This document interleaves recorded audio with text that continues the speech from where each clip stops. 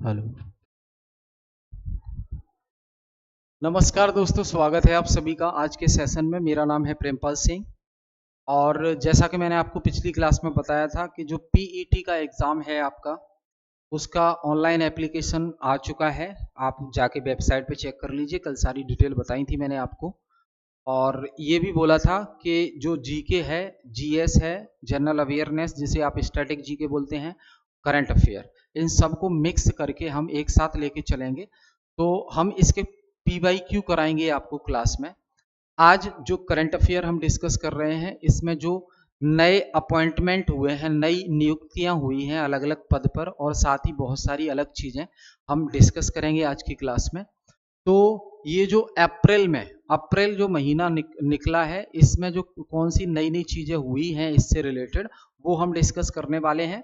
क्योंकि current affair में आपने देखा, कल की क्लास में मैंने आपको सिलेबस बताया था आयोग के द्वारा जो जारी किया गया है, उसमें 10 नंबर का आपका सिर्फ और सिर्फ करंट अफेयर आएगा। ठीक है, तो चलिए शुरू करते हैं। ये चीजें आपको अच्छे से याद रखनी है और रिवीजन बार बार करना है, ये ज्यादा जरूरी है। ठीक है, तो हम बात कर रहे हैं नियुक्तियां यानी कि अपॉइंटमेंट्स।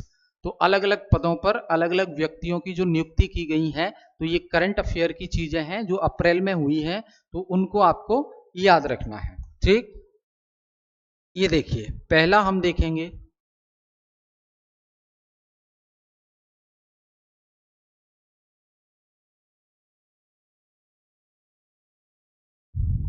ये राष्ट्रीय राजमार्ग प्राधिकरण के अध्यक्ष संतोष यादव के कार्यकाल में 2 वर्ष की वृद्धि की गई है। जो राष्ट्रीय राजमार्ग प्राधिकरण है, राष्ट्रीय राजमार्ग प्राधिकरण है, उसके जो अध्यक्ष थे कौन थे? संतोष यादव। तो संतोष यादव का कार्यकाल पूरा हो गया है, लेकिन अब इनके कार्यकाल को 2 साल के लिए बढ़ा दिया गया है। तो आने वाले 2 साल भी संतोष यादव ही इसके जो national highway authority of India है, एनएचएआई के अध्यक्ष चेयरमैन बने रहेंगे। तो आपको याद क्या रखना है? संतोष यादव, और ये है NHAI, national highway authority of India के चेयरमैन। तो इनका 2 साल के लिए जो टाइम पीरियड है वो बढ़ा दिया गया है। ठीक है, तो संतोष कुमार यादव इस पद पर कार्यकाल में 2 वर्ष की वृद्धि फरवरी 2025 में की है, और भारतीय प्रशासनिक सेवा के श्री संतोष कुमार यादव की इस पद पर नियुक्ति दिसंबर 2022 में हुई थी। यानी कि पहली बार ये इस पद पर कब आए थे? 2022 में आए थे। और ये जो है सिविल सेवा से इनका बैकग्राउंड है। अब 2 वर्ष तक इनकी पद में वृद्धि कर दी गई है, यानी कि 17 फरवरी 2027 तक, 17 फरवरी 2027 तक ये एनएचएआई के पद पर, एनएचएआई के अध्यक्ष के पद पर बने रहेंगे। समझ गए? तो पहली नियुक्ति कब? 2022 में हुई थी, और फिर 17 फरवरी 2025 को उनका कार्यकाल 2 साल के लिए और बढ़ा दिया गया। तो अब 2025 से लेकर 2 साल ऐड करेंगे तो 2027 तक ये एनएचएआई के चेयरमैन बने रहेंगे संतोष यादव, और ये भारतीय प्रशासनिक सेवा यानी कि आईएएस अधिकारी रह चुके हैं। समझ में आया? चलो आगे देखो। नीति आयोग के सीईओ वीवीआर सुब्रमण्यम के कार्यकाल में 1 साल की वृद्धि हुई है। यानी कि आप समझ रहे हैं, नया किसी को नहीं बनाया गया है, 1 साल टाइम पीरियड बढ़ा दिया गया है। तो जो नीति आयोग है आपका, जो नीति आयोग जिसकी स्थापना 1 जनवरी 2015 को हुई थी, तो उसमें क्या है, जो चेयरमैन होते हैं नीति आयोग के, वो तो हमेशा प्रधानमंत्री होते हैं। ठीक है, वो तो हमेशा प्रधानमंत्री होते हैं, लेकिन चेयरमैन के साथ एक वाइस चेयरमैन होता है, वाइस चेयरमैन उपाध्यक्ष, और उसके साथ एक सीईओ होता है, चीफ एग्जीक्यूटिव ऑफिसर। तो वो है अभी वीवीआर सुब्रमण्यम, लेकिन इनका कार्यकाल खत्म हो रहा है, तो इनका 1 साल के लिए और बढ़ा दिया गया है। ठीक है, क्लियर? तो इन्होंने फरवरी 2025 में की है सरकार ने इनके कार्यकाल में वृद्धि, और ये भी आईएएस अधिकारी हैं, 1987 के बैच के, 1987 बैच के आईएएस अधिकारी हैं। और रिटायर्ड हो चुके हैं ये, ठीक है। और 2 साल के लिए इन्हें नियुक्त किया गया था 2023 में, लेकिन उनके इस कार्यकाल को 1 साल के लिए और बढ़ा दिया गया है। समझ में आया आपको? बढ़ा दिया गया है, ये ध्यान रखना है आपको। अब देखिए और क्या है इसमें।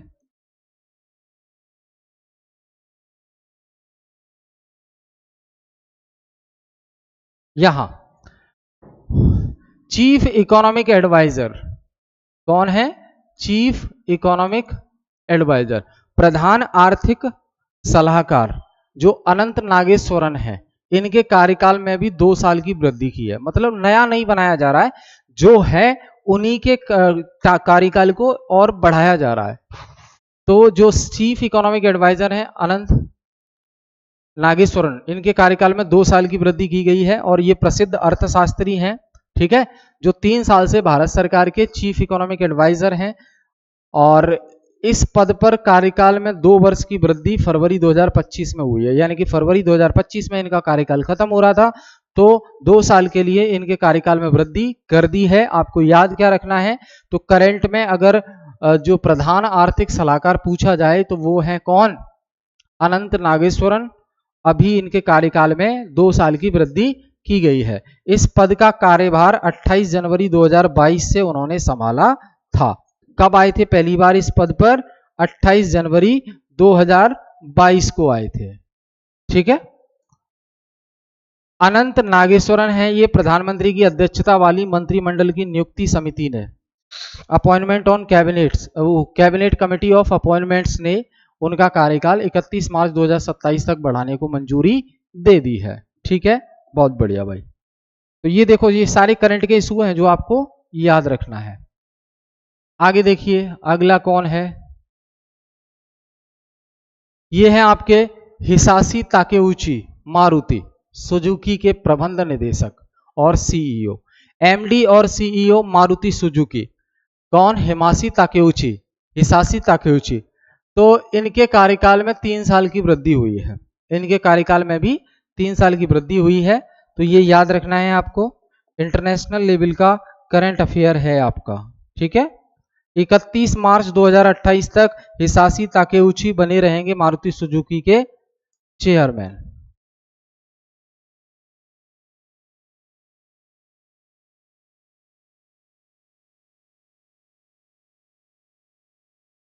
आगे देखते हैं अगला क्या न्यूज है।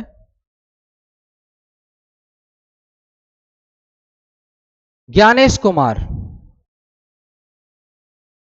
ज्ञानेश कुमार भारत के नए मुख्य चुनाव आयुक्त होंगे।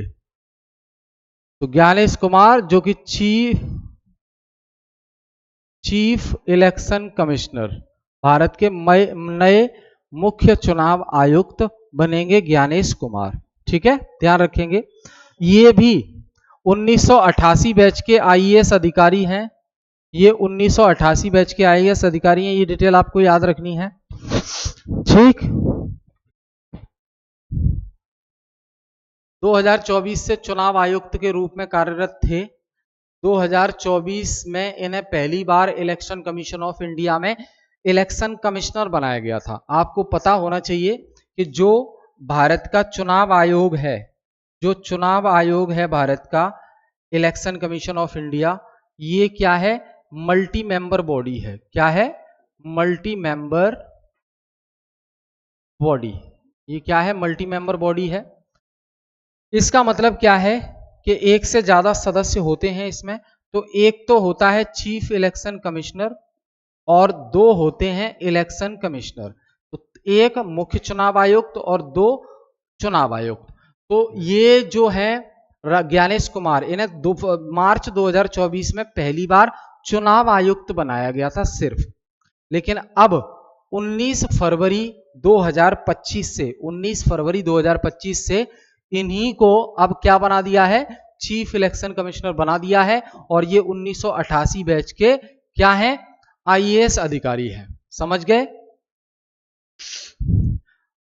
प्रधानमंत्री की अध्यक्षता वाली इस समिति में गृह मंत्री अमित शाह, जिसने इनको अपॉइंट किया है, मतलब मंजूरी दी है, और लोकसभा में विपक्ष के नेता राहुल गांधी शामिल थे। राहुल गांधी की असहमति नोट के चलते चयन समिति ने 2-1 के बहुमत से वरिष्ठतम चुनाव आयुक्त ज्ञानेश कुमार की नियुक्ति को जो है अप्रूवल दे दिया है 17 फरवरी को, कि जिसका अनुमोदन राष्ट्रपति ने उसी दिन कर दिया। और ये जो नई नियुक्ति हुई है ये 26 जनवरी 2029 तक इस पद पर बने रहेंगे। ठीक है, 4 साल के लिए फिर कर दिया। चुनाव आयुक्त के रिक्त पद पर विवेक जोशी की नियुक्ति। अब क्या हुआ, जब ज्ञानेश कुमार चुनाव आयुक्त के पद को छोड़कर मुख्य चुनाव आयुक्त बन गए तो एक चुनाव आयुक्त का पद हो गया खाली। तो उस खाली पद को भरने के लिए कौन आ गया, विवेक जोशी को बना दिया गया इलेक्शन कमिश्नर। विवेक जोशी को क्या बना दिया गया, इलेक्शन कमिश्नर। ठीक है, तो अब क्या है, एक इलेक्शन कमिश्नर और एक चीफ इलेक्शन कमिश्नर और 2 इलेक्शन कमिश्नर हो गए यहां पे। अब एक बार जरा नजर मार के देख लीजिए आप कि शुरू से लेके अब तक जो मुख्य चुनाव आयुक्त रहे हैं, जो मुख्य चुनाव आयुक्त रहे हैं इलेक्शन कमीशन ऑफ इंडिया के, तो इसमें सारे याद नहीं रखने हैं आपको, आपको याद रखना है पहला। तो पहले मुख्य चुनाव आयुक्त कौन थे, भारत के पहले मुख्य चुनाव आयुक्त यानी कि भारत के पहले chief election commissioner Sukumar Sen थे। ये प्रश्न कई बार पूछा गया है।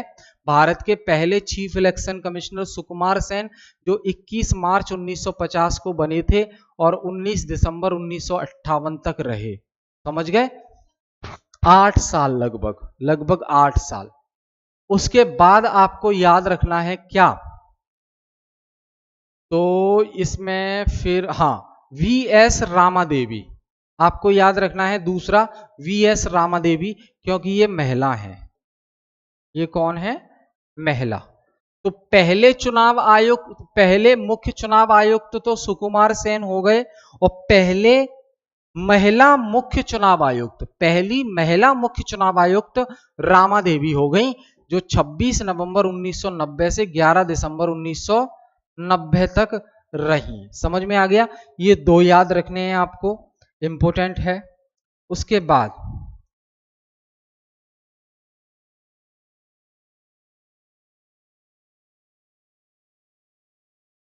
बाद जो याद रखना है आपको,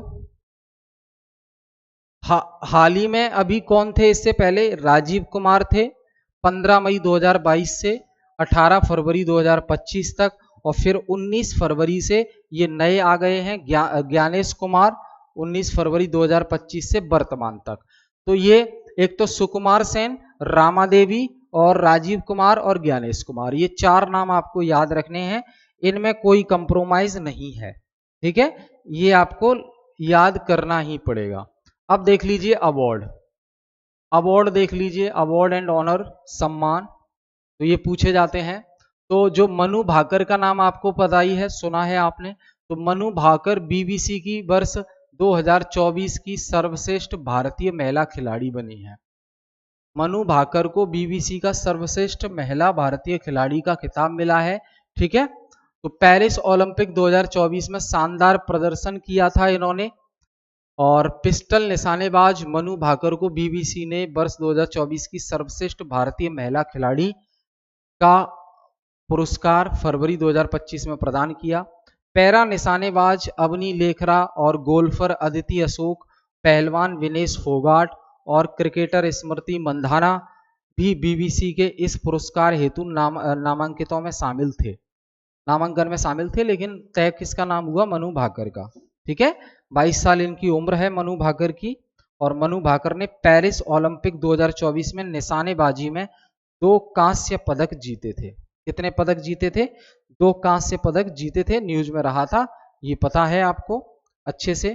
ठीक, और क्या डिटेल है इनके बारे में, तो देखो, भारत की महिला खिलाड़ियों के लिए बीबीसी पुरस्कार का यह 5वां वर्ष था, ये 5वां साल था, और पिछले वर्ष 2023 के लिए बीबीसी का यह पुरस्कार किसी को नहीं दिया गया था, जबकि 2019 के लिए यह पहला पुरस्कार भारत की बैडमिंटन पीवी सिंधु को मिला था, और 2020 के लिए शतरंज खिलाड़ी कोनेरू हम्पी को, और 21 व 22 के लिए भारतोल्लक मीराबाई चानू को यह पुरस्कार दिया गया था।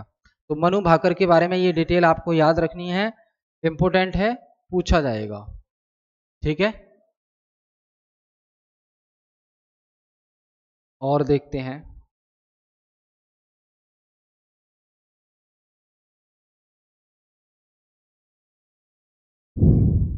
बीसीसीआई के चयन पुरस्कार 2025, सचिन तेंदुलकर को लाइफ टाइम अचीवमेंट पुरस्कार, सचिन तेंदुलकर को लाइफ टाइम अचीवमेंट पुरस्कार से नवाजा गया है।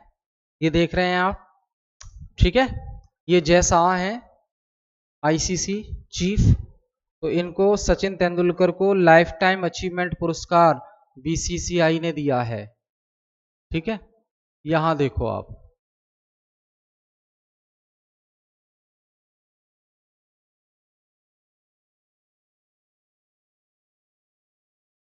तेईस 24 के पुरस्कार और उनके खिलाड़ी देख लेते हैं कौन से हैं। देखो भाई, यहां देखो, लाइफ टाइम अचीवमेंट पुरस्कार सी के नायडू पुरस्कार जिसे कहते हैं, ये सचिन तेंदुलकर को मिला है। और सर्वश्रेष्ठ अंतर्राष्ट्रीय क्रिकेटर मेल में देखें तो पॉली उमरीगर पुरस्कार जिसको जसमीत बुमराह को मिला है। सर्वश्रेष्ठ अंतर्राष्ट्रीय क्रिकेटर महिला स्मृति मंधाना को मिला है। सर्वश्रेष्ठ अंतर्राष्ट्रीय पदापर पुरस्कार पुरुष सरफराज खान को, और सर्वश्रेष्ठ अंतर्राष्ट्रीय पदार्पण महिला आशा शोभना को, और बीसीसीआई विशेष पुरस्कार रविचंद्रन अश्विन को। एक दिवसीय अंतर्राष्ट्रीय वनडे इंटरनेशनल क्रिकेट में सर्वाधिक रन किस महिला ने बनाए, स्मृति मंधाना। और ये आपका एक दिवसीय अंतर्राष्ट्रीय क्रिकेट में सर्वाधिक विकेट किसने लिए, दीप्ति शर्मा, ठीक है, ये याद रखना। घरेलू क्रिकेट में सर्वश्रेष्ठ अंपायर अक्षय तोत्रे, और बीसीसीआई के घरेलू क्रिकेट में सर्वश्रेष्ठ प्रदर्शन मुंबई, और रणजी ट्रॉफी में सर्वश्रेष्ठ ऑलराउंडर लाला अमरनाथ पुरस्कार के नाम से इसे जाना जाता है तनुष कोटियान को, ठीक।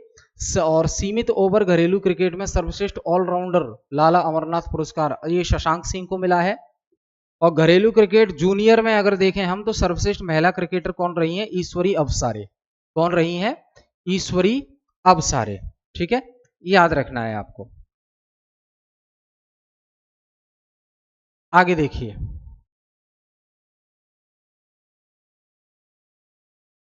अब आपके सामने है ग्रेमी पुरस्कार। ग्रेमी पुरस्कार 2025 बहुत इंपॉर्टेंट है, देखो ध्यान रखना है इसको। संगीत जगत के प्रतिष्ठित 67वें ग्रेमी पुरस्कार का वितरण लॉस एंजल्स अमेरिका में 3 फरवरी 2025 को किया गया। रिकॉर्डिंग अकेडमी के वर्ष 2025 के इन पुरस्कारों में भारतीय मूल की अमरीकी गायिका और एंटरप्रेन्योर चंद्रिका टंडन, ये है चंद्रिका टंडन, इन्हें ये इंदिरा न्यू की बहन है। इंदिरा नुई जो पेप्सिको की चेयरमैन है, उनकी बहन है। इन्होंने अपनी एल्बम त्रिवेणी के लिए best new age ambient and chat album का पुरस्कार अपने 2 अन्य सहयोगियों दक्षिण अफ्रीकी और आपका जापानी सोलिस्ट ईरो मात्सुमोतो के साथ साझा किया है। तो ये चंद्रिका टंडन का नाम याद रखना है आपको, जो जिन्हें ग्रैमी पुरस्कार 2025 मिला है, ठीक है, ध्यान रखेंगे, भूलना नहीं है।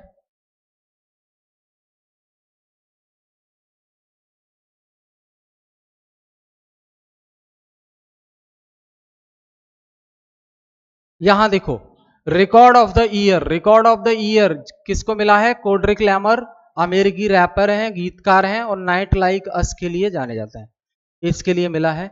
एल्बम ऑफ द ईयर किसको मिला है, बियांसे को। तो ये कैड्रिक लैमर है और ये बियांसे हैं, बियांसे को एल्बम ऑफ द ईयर और इनको रिकॉर्ड ऑफ द ईयर, ठीक है, ध्यान रखना है।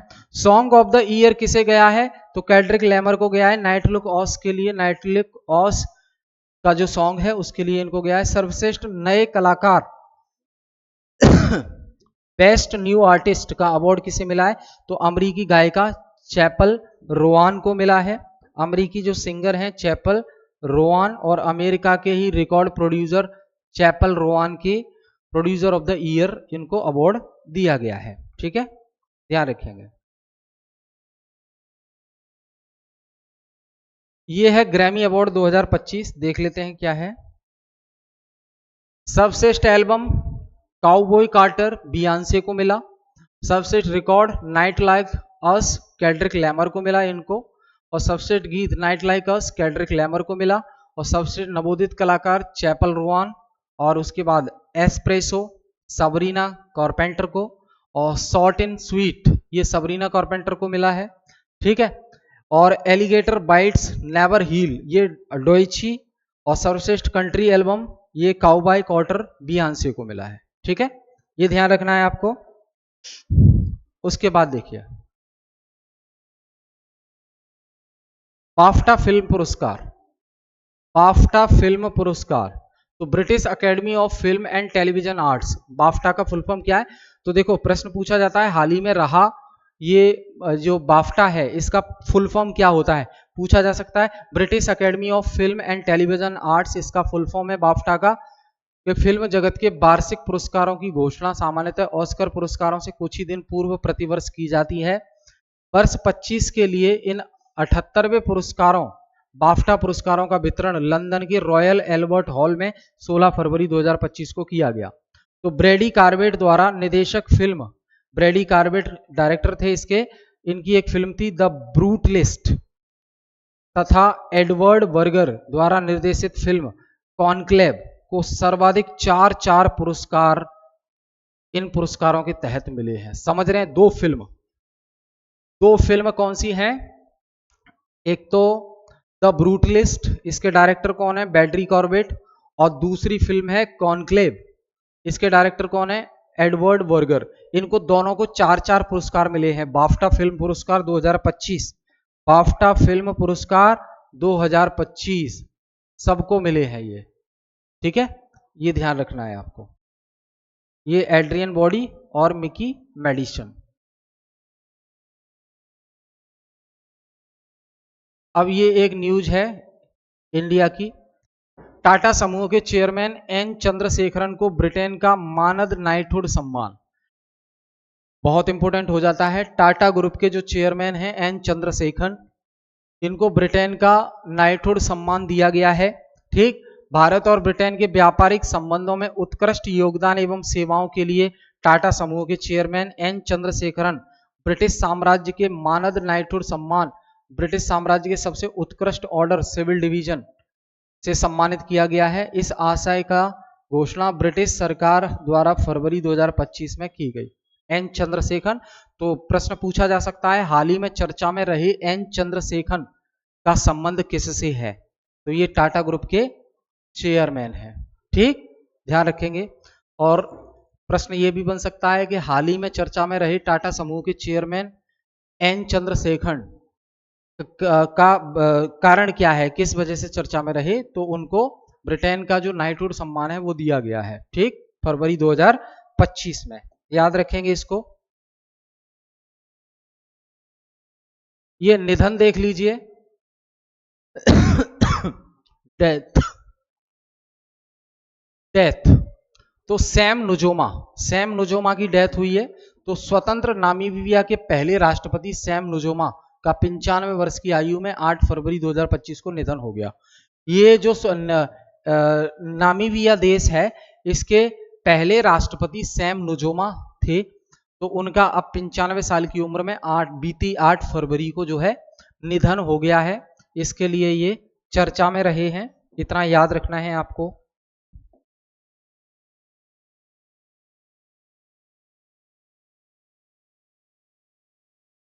उन्नीस 1990 से 5 तक ये लगातार 3 कार्यकाल तक वहां के राष्ट्रपति बने।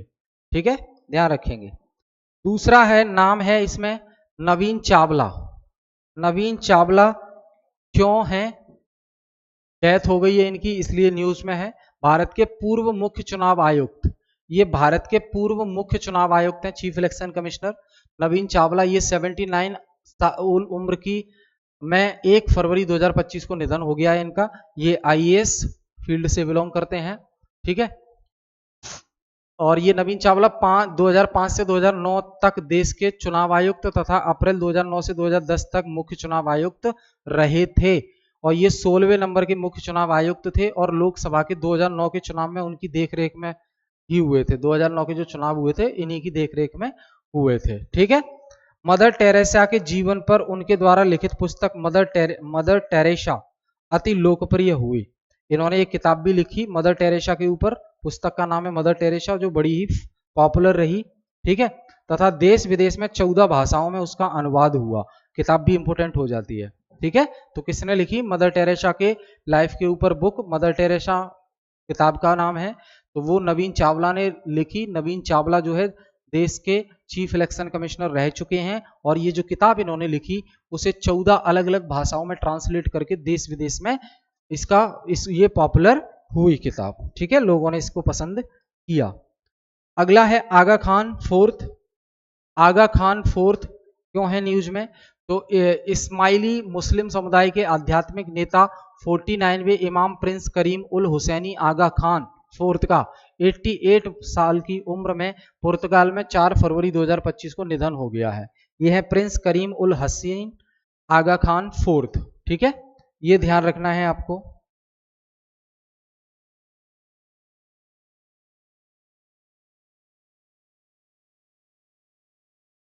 ठीक है, तो ये हमने डिस्कस किया, और ये कुछ डे हैं जो आपको याद रखने हैं। फरवरी 2 फरवरी को हम वर्ल्ड वेटलैंड डे बनाते हैं, और 4 फरवरी को श्रीलंका का स्वतंत्रता दिवस, 4 फरवरी विश्व कैंसर दिवस, 10 फरवरी राष्ट्रीय कृमि मुक्ति दिवस, और 10 फरवरी को विश्व दाल दिवस, वर्ल्ड पल्सेस डे। ये फेमस है, ये कई बार पूछा गया। 10 फरवरी को हम सेलिब्रेट करते हैं। ठीक है, क्लियर, याद रहेगा। चलो, उसके बाद देखिए 11 फरवरी को विज्ञान के क्षेत्र में महिलाओं और बालिकाओं का अंतर्राष्ट्रीय दिवस होता है, और वहीं 12 फरवरी को राष्ट्रीय उत्पादकता दिवस होता है, और 13 फरवरी को विश्व रेडियो दिवस होता है। ठीक है, कुछ बुक्स हैं जो एग्जाम में पूछी जा सकती हैं। The circle of life, the circle of life, ये सुधा मूर्ति की बुक है जो कि राज्यसभा की नॉमिनेटेड मेंबर हैं। द न्यू आइकन, ये सावरकर एंड द फैक्ट्स, ये अरुण सोरी की बुक है। और ऑर्बिटल, ये सामंथा हार्वे की बुक है। और वाइल्ड फिक्सेस, ये अमिताभ घोष की बुक है। ठीक है, तो ये हमने डिस्कस किया आज के जो करंट अफेयर का इशू है। हम फिर मिलेंगे नेक्स्ट क्लास में। आई होप चीजें क्लियर हैं। कोई भी डाउट होता है कमेंट करके हमें बताइए आप, और किसी भी चीज को लेकर कोई डाउट है कमेंट में हमें कमेंट करके जरूर बताएं। और सेशन अगर पसंद आए, इंफॉर्मेशन मिल रही है आपको, तो शेयर जरूर करें, और कमेंट करके जरूर हमें फीडबैक दें। फिर मिलेंगे हम नेक्स्ट क्लास में PYQ के साथ। ठीक है, बहुत बहुत धन्यवाद।